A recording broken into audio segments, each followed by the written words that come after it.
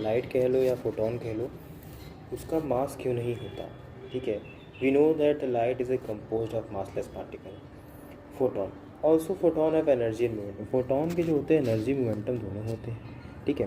तो एक इसका रिलेटिविस्टिक फॉर्मूला ऑफ मोमेंटम होता है, जैसे कि देख लो, P square is equal to, अरे P square is equal to E upon C का square minus M naught square C square का होल स्क्वायर, ठीक है। ये होता है होल स्क्वायर, यहाँ पे एडजस्ट नहीं हो पा रहा है पर होता है, ठीक है। इसके पावर ये वैसे समझ लो, ठीक है, स्क्वायर होता है। अब यहाँ पे देखने वाली बात है, सब कहते हैं कि लाइट ट्रैवल करती है, बिल्कुल करती है। लाइट के पास स्पीड है, बिल्कुल है।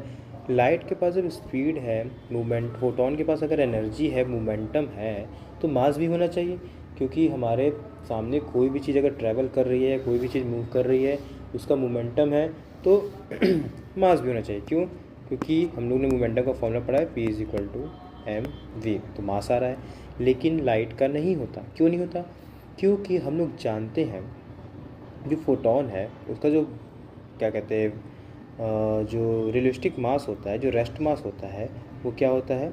ज़ीरो होता है। जैसे कि यहाँ पे हम लोग देखेंगे, हम प्लॉट रख के देखेंगे, उसका कोई रेस्ट मास होता ही नहीं है। तो यहाँ पे हम देखें ज़ीरो रख के, चलिए देखते हैं, E square is equal to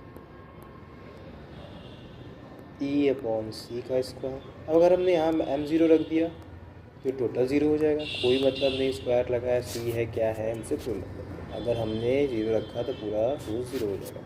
ये समझ में आया? तो हमारे पास बचा क्या? अगर हमने मास ही ज़ीरो कर दिया तो देखा जाए तो हमारे पास बचा P square is equal to E upon C का होल स्क्वायर। अगर P निकाले तो क्या बचेगा? P निकालेंगे तो हमारे पास आएगा E अपॉन सी। अब देखो, क्या इस फॉर्मूला में कोई भी हमें मास का कोई दिख रहा है? नहीं दिख रहा है। क्या गायब हो गया? मास गायब हो गया।